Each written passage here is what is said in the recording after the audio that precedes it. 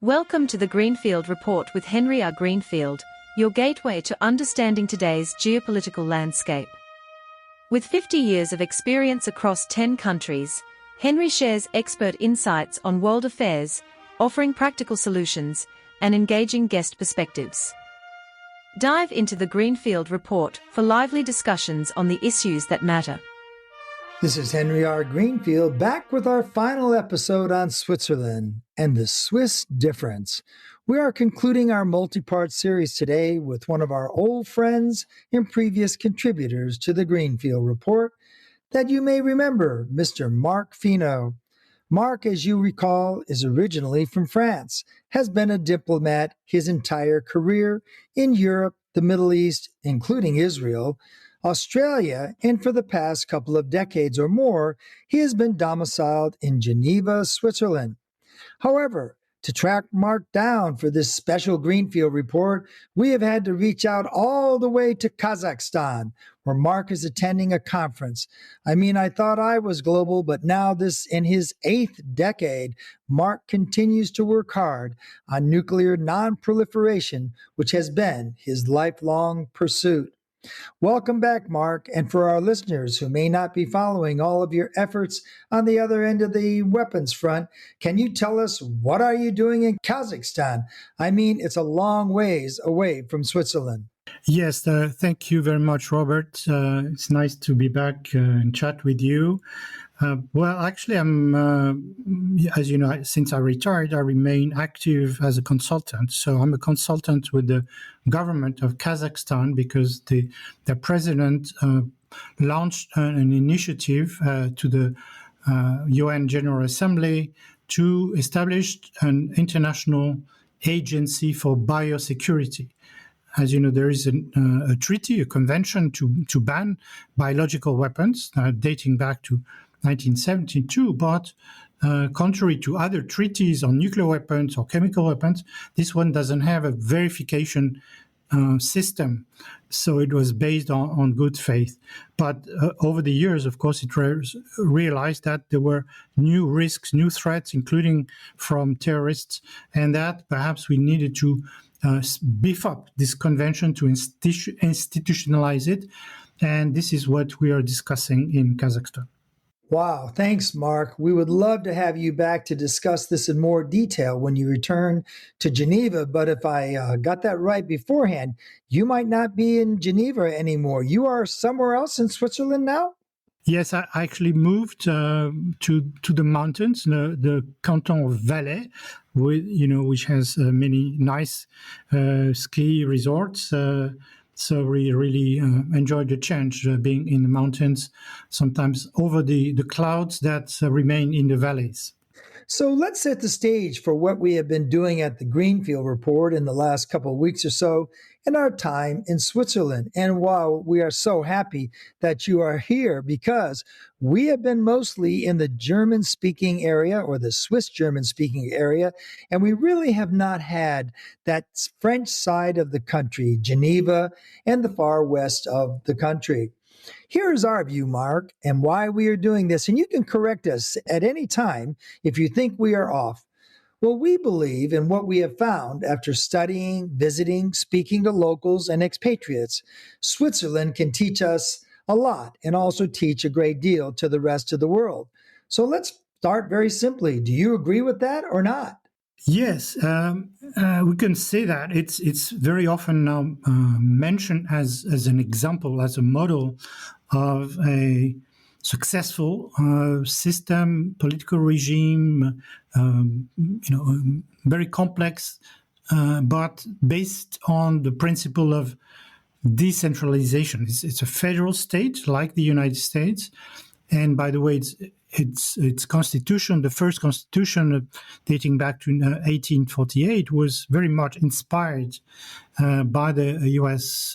experience, U.S. constitution. So we can discuss this again. But yes, today, when you consider the functioning of the political system and the economic achievements, you could consider that it's really a very successful model.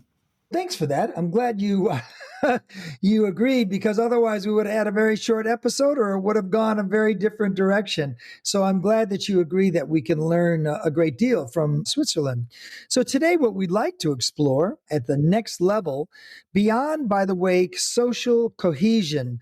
And I believe that that's quite important in Switzerland. In other words, people always doing the right thing. To some more specifics.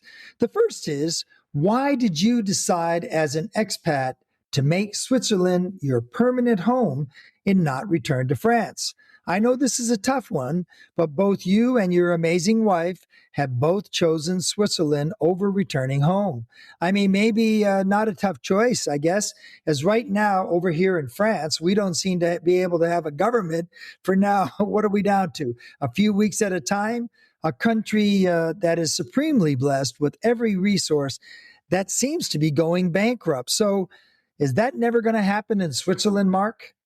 Well, actually, there are many reasons why people move to Switzerland. And actually, perhaps this is not so much known overseas, but actually Switzerland has one of the highest rates of immigration, certainly in Europe, but perhaps also in the world, because it's 20% of its current population of about between 8 and 9 million are foreigners. And over the years, Switzerland has also assimilated a lot of immigrants who came from all over the world and who became Swiss because they precisely were attracted by this model of stability, democracy, equality, a sort of combination of economic neoliberalism with a lot of freedom for enterprise to invest and for trade, but at the same time, a lot of social benefits, social safety nets in case of problems like unemployment, etc. And so this mix has been very attractive. And basically, you mentioned my case of my family. It was purely accidental. First of all, I was posted a first time in Switzerland, and I really appreciated living there for 5 years. And then I went back to the diplomatic network. But then we had a chance to come back in 2004. And for a few more years, I continued to work for the French government as a diplomat. But then gradually I felt that this is the best place where we could decide to live. And that's why I took an earlier retirement and I decided to stay. I got this contract with this Swiss foundation. And after a couple of years, also decided to become Swiss, to acquire Swiss citizenship, which at that time was, I would say, fairly easy. You only needed 12 years of residence. And they counted the years as diplomats, which not very many countries do. And then you had to go through an exam to show how, what's your project, how well you are integrated, how well you know Switzerland. And so we passed that. And then we were made citizens first of our commune, that's the local level, then approved at the level of the canton, that's the equivalent of American states, and then the federal level that could prevent that from happening if they had any reason, like criminal activities or something like that. And actually, our son went through that process even earlier because he was going to a Swiss school, so he didn't have to go through this exam. And he really wanted to do his military service, which is part of the Swiss citizenship, because as French citizen, he could just avoid that. There's just 1 day of information about the military and that's it. But in Switzerland, it's 1 year conscription, and then you can stay on if you want to become an officer, which he did. So, in a nutshell, we really appreciated the way of living, the quality of life, the high standards, if you like, of course, which has a cost. Basically, cost of living is higher than many other countries, but at the same time, the wages are much higher. And that's why you have a lot of French, German, Italian people who live on the borders of Switzerland, and they come to work in Switzerland because they lack manpower, they lack the workforce. So these people, which are called the frontaliers, the people living on the borders, they are essential for the Swiss economy, but they also, of course, make a lot of money and they become rich in their own countries. Marc, it seems to me like spending some time over on the Swiss-German end of the country, Zurich being the largest city by far, it seems to me that finance on that side of the country, technology, Siemens is big there. We had an interview with some of the senior executives at Siemens, which it turns out Switzerland is the second largest for them in the world in terms of market, even though they're like number 5 corporation in terms of size. So that means they do a lot of business in Switzerland, a lot of technology in Switzerland.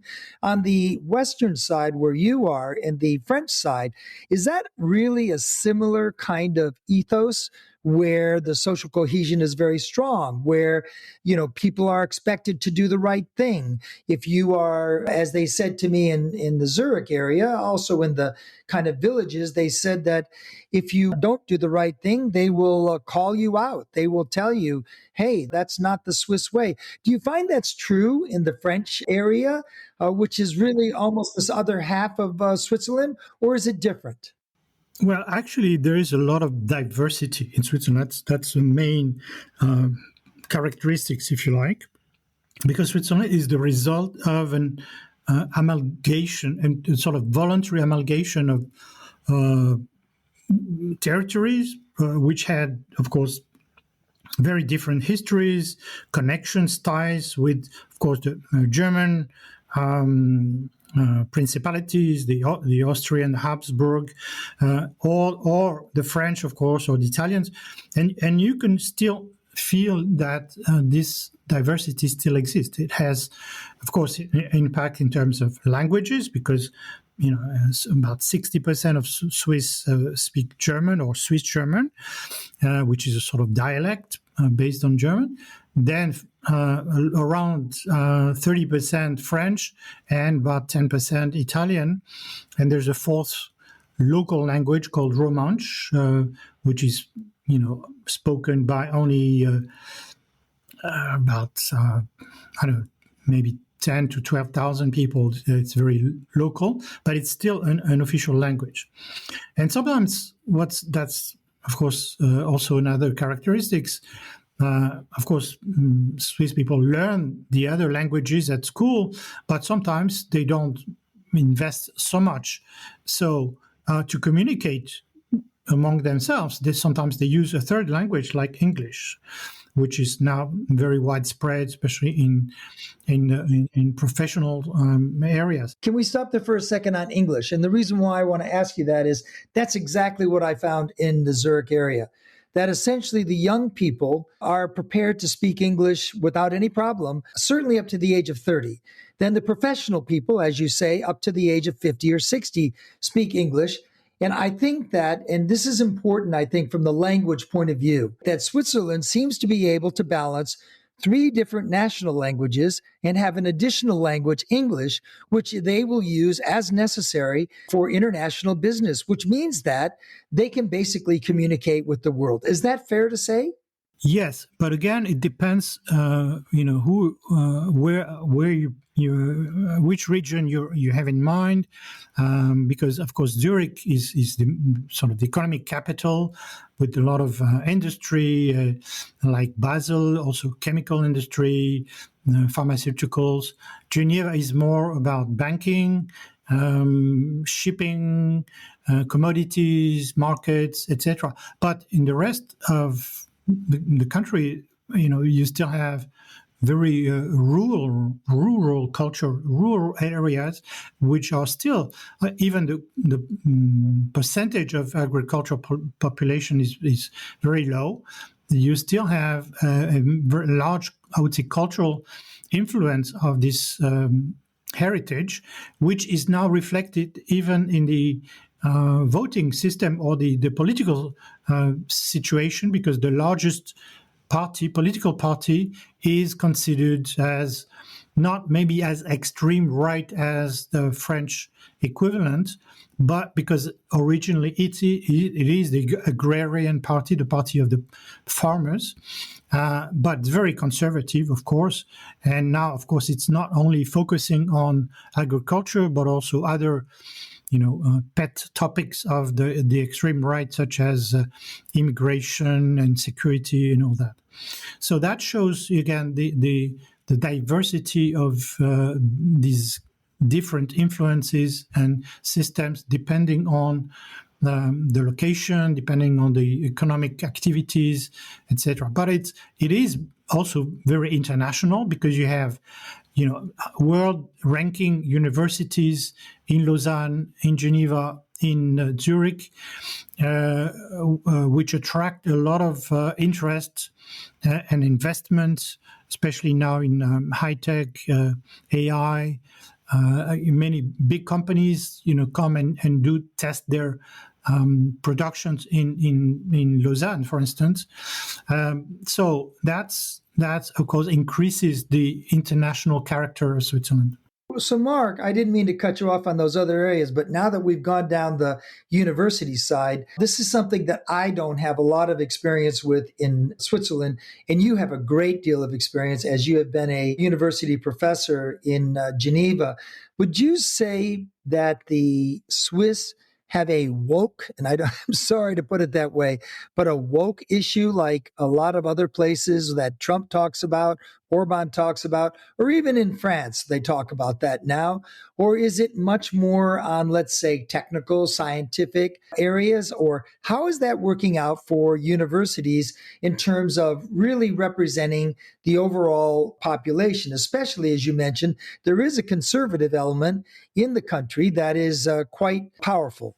Yes, I would say traditionally universities and the high federal schools, graduate schools, have been enjoying a lot of autonomy, independence, although they're also funded by the federal government. And it's a very mixed system where actually Swiss students hardly pay any tuition.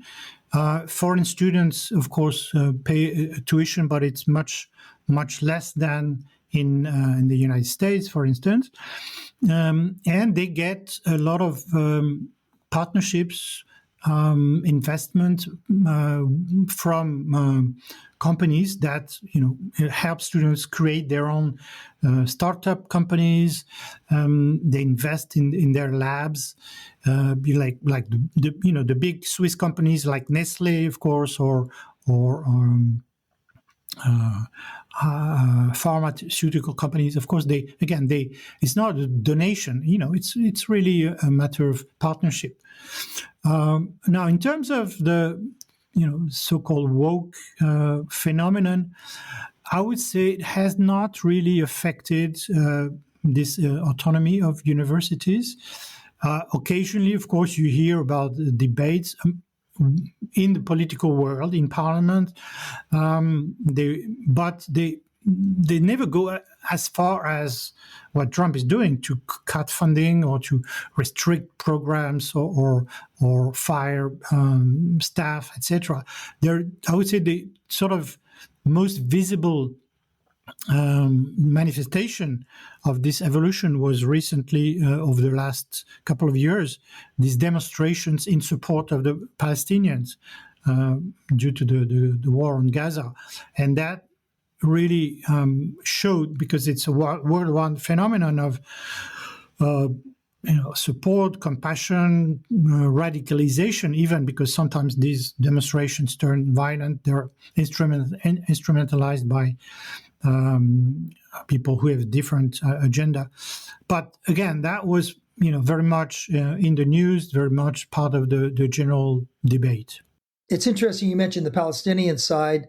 As you know, I live in the south of France, a place called Montpellier. I have written about this and spoken about this before. I have found that while people are very sincere, it is rather performative, meaning that they go to school by day and they come out by evening and make some noise, and then they go back to school and go back to the cafes, etc. And I find that's true throughout Europe. In fact, in my view, the French are probably the best at the performative art of demonstrating and protesting, which seems to happen all the time. That leads me to, and this is where I'm trying to make a link, and tell me if I'm wrong. My view is if you go right down to the basics, which is down to that local level and democracy.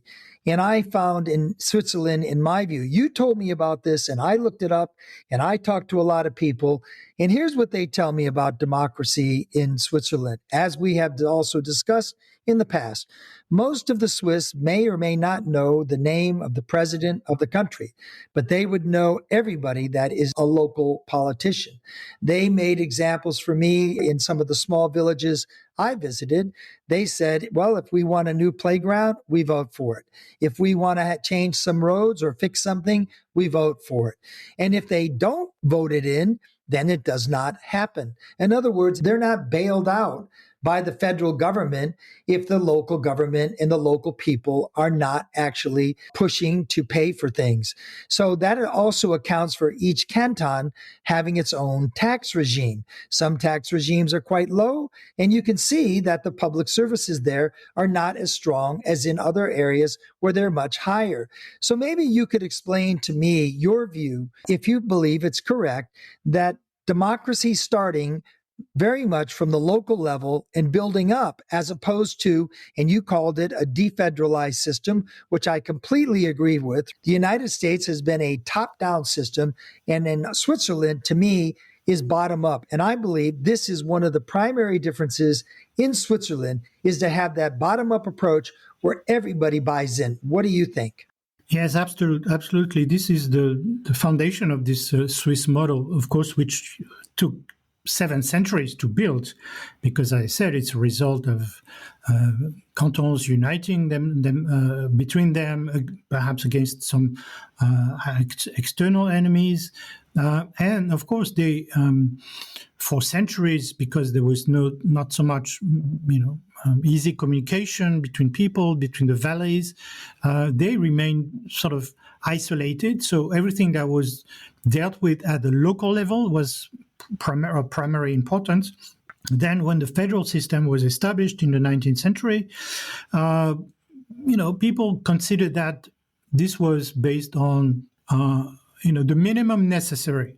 So whatever is not necessary to have at the federal level, like, for instance, culture, education, social systems, taxation, they keep it at the local and or cantonal level, and they only increase or control the amount of topics that are dealt with at the federal level, just to precisely avoid over dominance of a government over their own regional, local interests. Now, of course, over the years, there was a sort of tendency to maybe unify certain systems, like in education. Of course, you have a decentralized system like in the United States, but at the same time, they have like what they call a national conference of ministers of education that meet regularly to exchange information, to coordinate better their programs.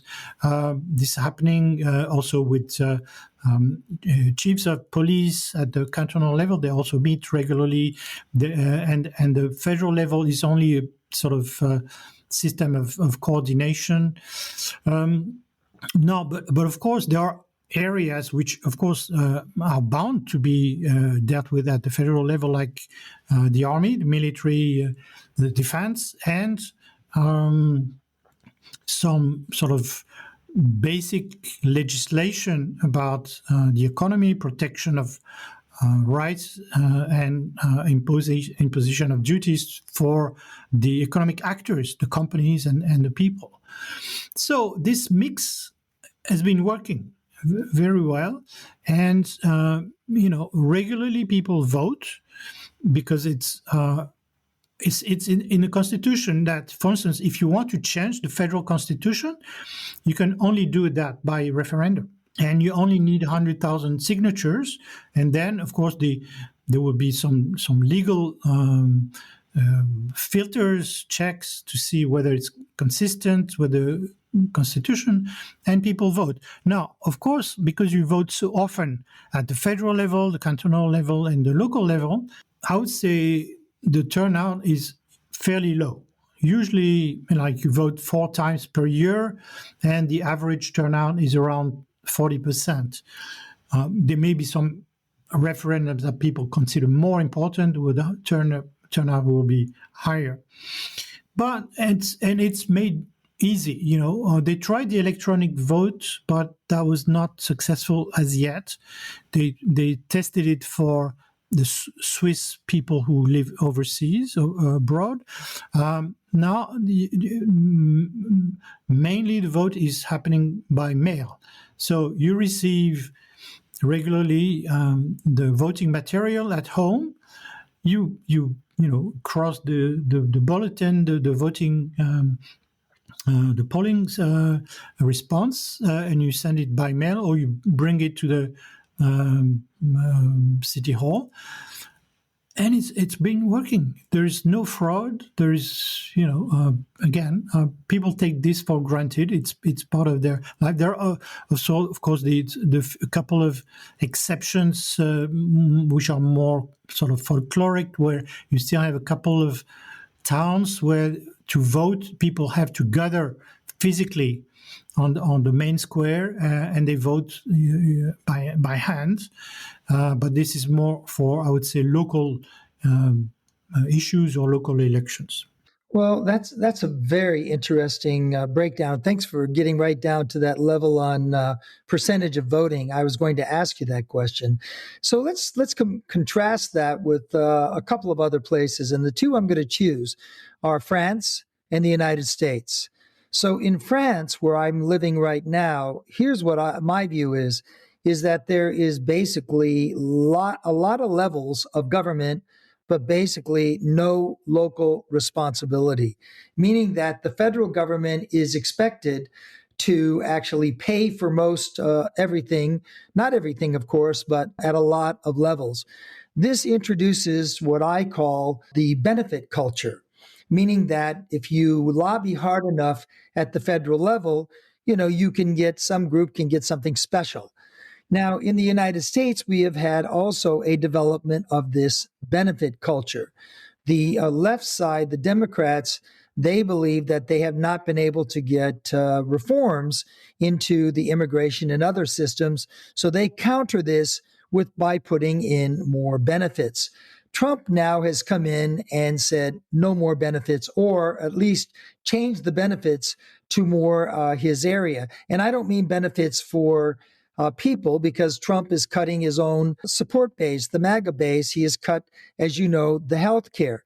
So what we have in the United States is a very powerful federal system, which Trump said he was going to defederalize, and in fact, he is not. What he's done is now made that more strong on the military side, but he's stripping out the benefits. What we have in France is a system that is a benefit culture, but one that actually is not working very well, because essentially nobody is taking responsibility for anything. So how is it that Switzerland seems to have been able to solve that? And is it again back to that local elections and people funding things at the local level? But you still said they have a lot of benefits from the federal level. So how is Switzerland able to balance that, where other countries don't seem to be able to and cannot afford it?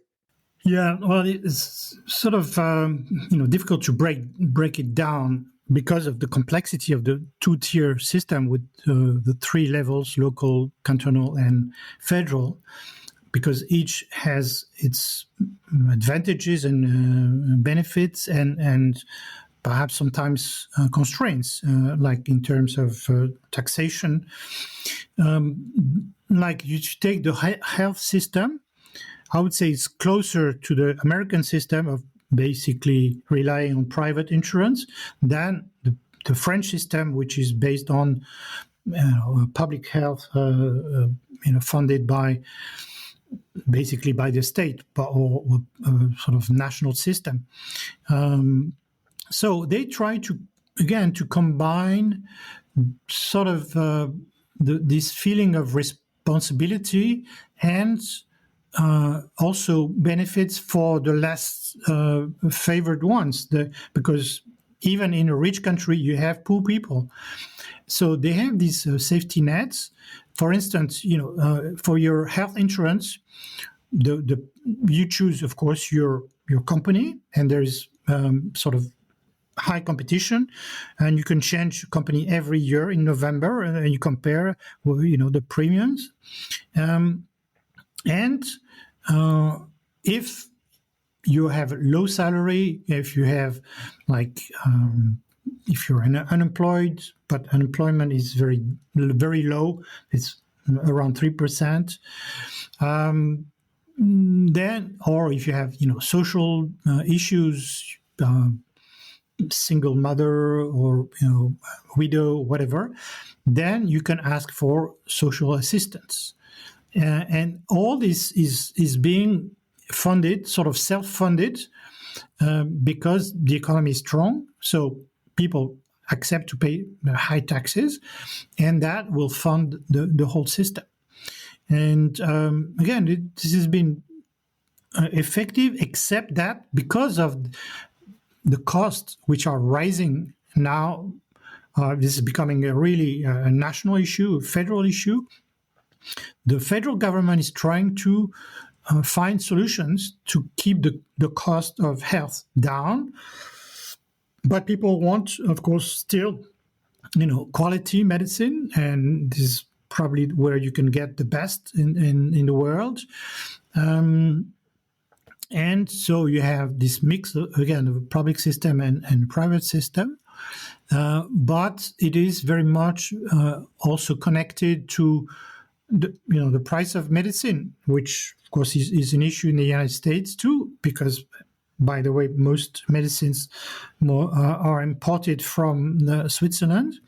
So that sometimes, raises this question about the power of these big multinational companies, whether they could be maybe more, social-minded, reduce their dividends for the shareholders.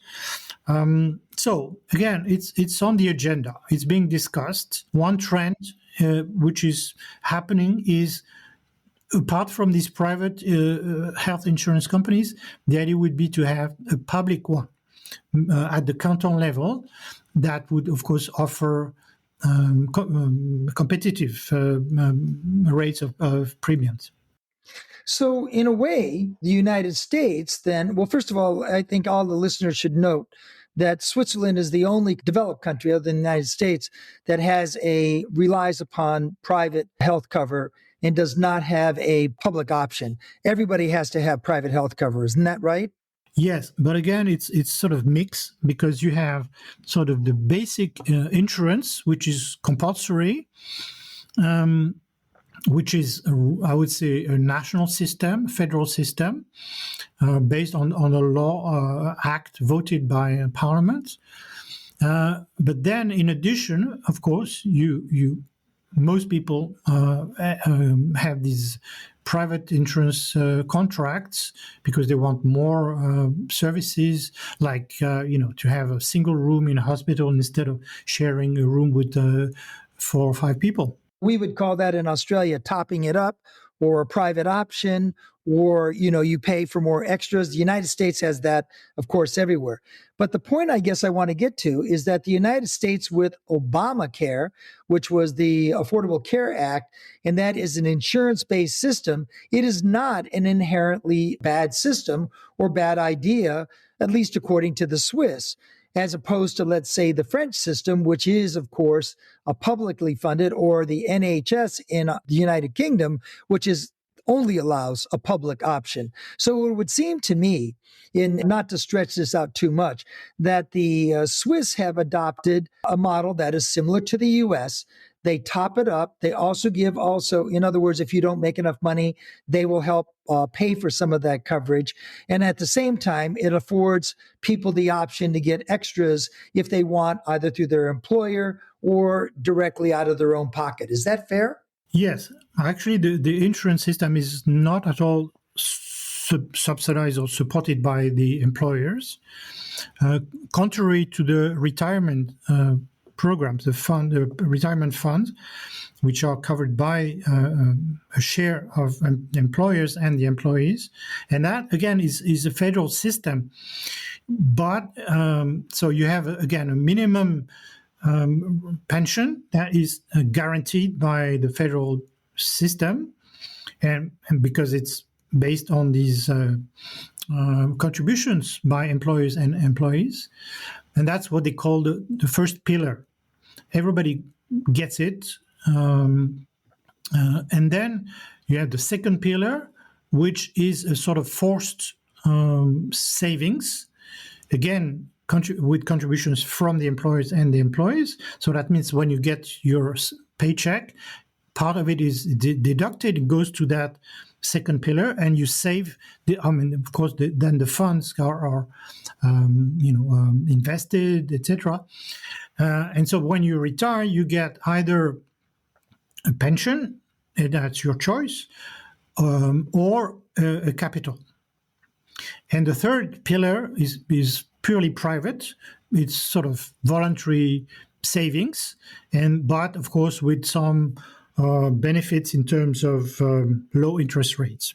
So the bottom line here is, I think if you looked at systems, Switzerland is way more like the United States than it is like France. Would you say that's true?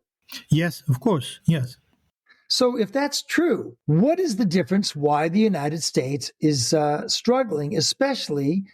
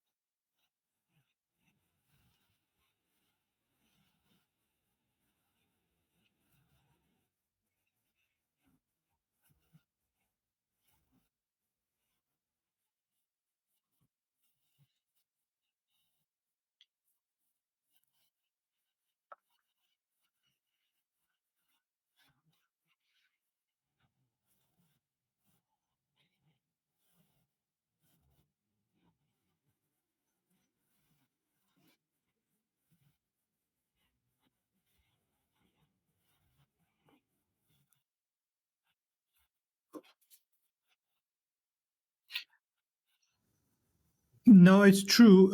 Although, of course, this level of social pressure depends also again on the cultural influence.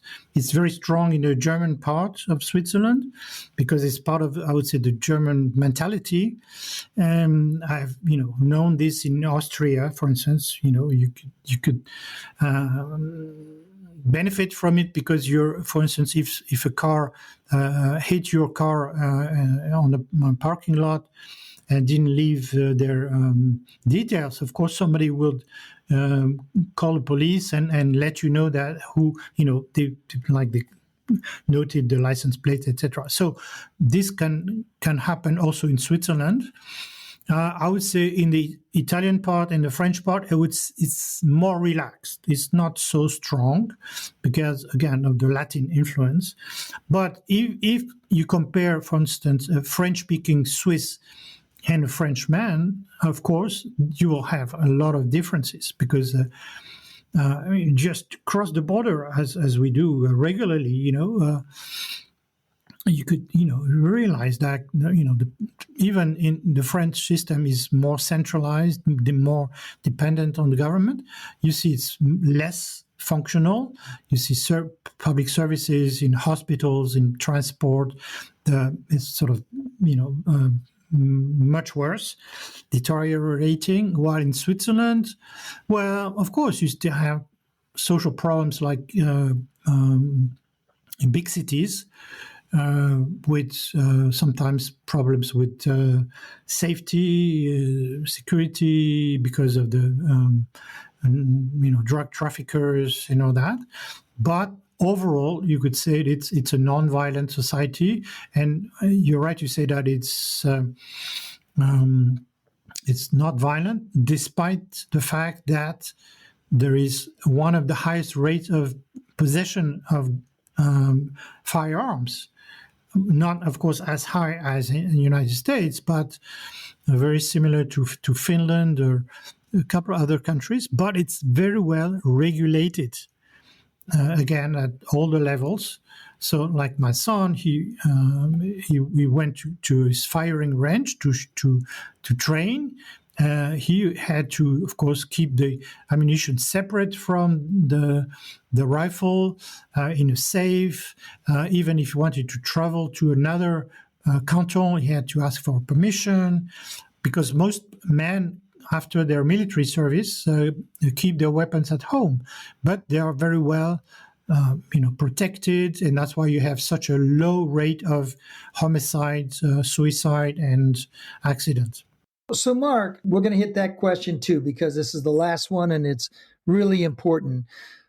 The United States has a lot of regulations. The people in the NRA would tell you absolutely they have more than enough regulations. Obviously, what the U.S. has, by the way, Swiss households with guns are over 54%. In the United States, it's in the low 40s. So actually, Switzerland has more households with a gun, but obviously, Switzerland does not have households with multiple guns. You also mentioned the separation of the ammunition from the guns, and also strict regulations. But in my view, it seems to me at the end of the day, and if you could speak to this, there is in the United States, people go off the rails. And one of the, the mental issues, or people get angry, or they are radicalized by the internet on one side or the other. I don't see that in Switzerland. And what my takeaway from speaking to the Swiss so far has been is that people do observe their children, their young men in particular, quite closely. The young men are not gamers. They are not down in the basement.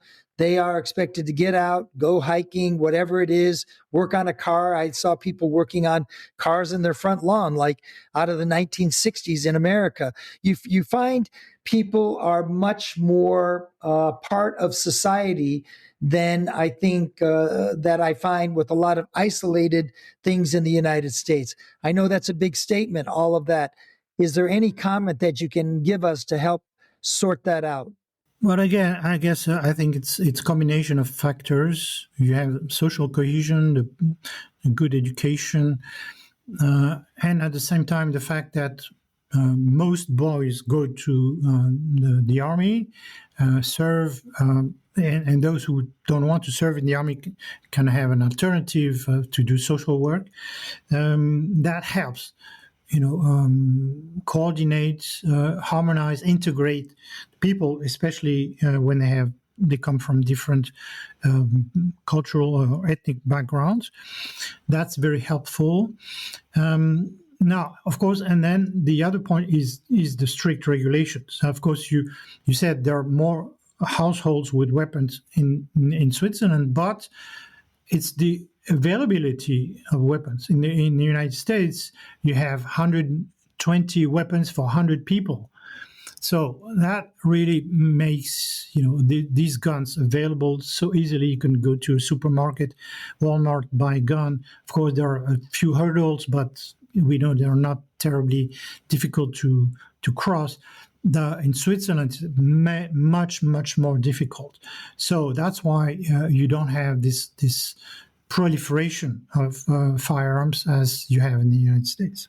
So, Marc, wrapping this up, And by the way, you mentioned the service. I am a very strong proponent of some kind of national service.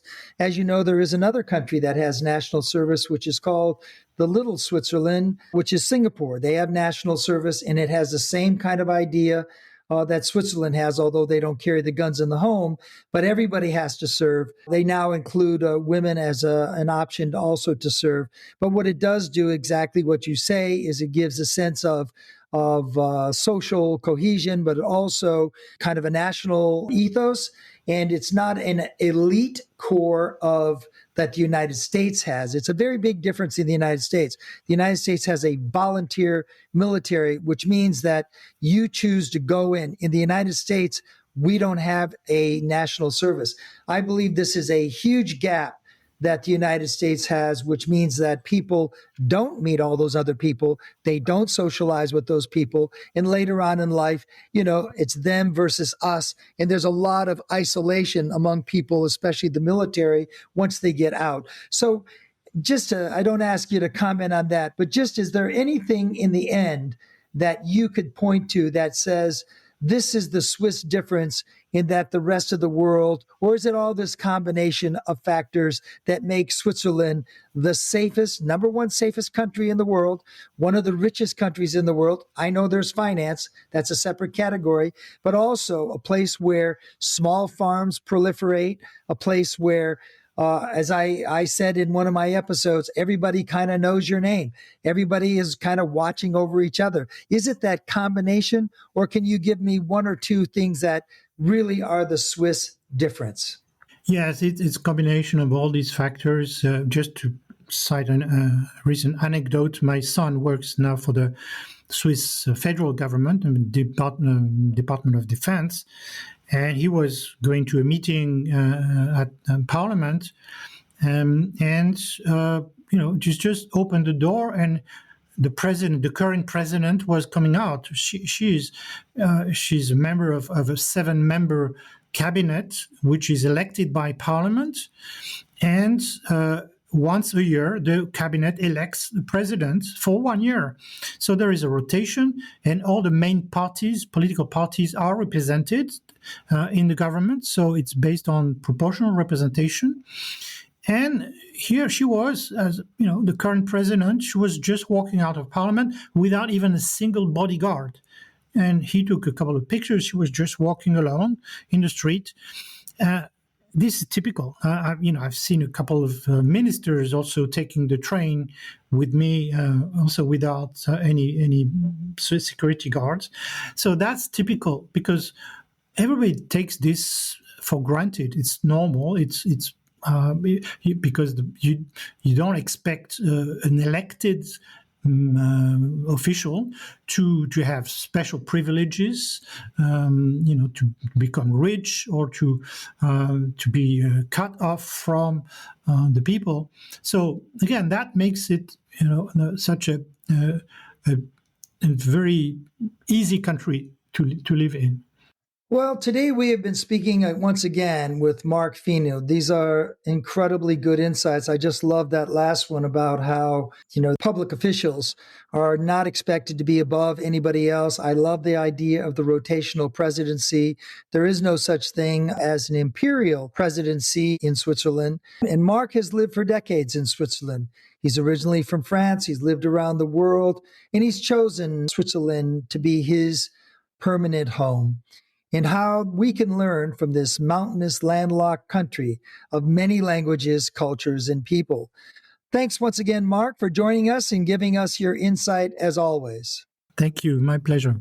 This is Henry R. Greenfield for the Greenfield Report, concluding our series of episodes looking into Switzerland, a beautiful, rich country, rich in culture, the arts, literature, science, IT, finance, agriculture with its micro-agricultural systems, and also, as Marc Finaud can attest to, diplomacy as the home of many United Nations agencies, most notably in Geneva. Perhaps in the end, there is much for us to learn if we do more than just take the tourist routes or even the beautiful alpine hikes and delve into the mysteries and their cultures. For unlike in the U.S., it is not 1 minute to midnight on the end of democracy, as we have noted in previous episodes of the Greenfield Report.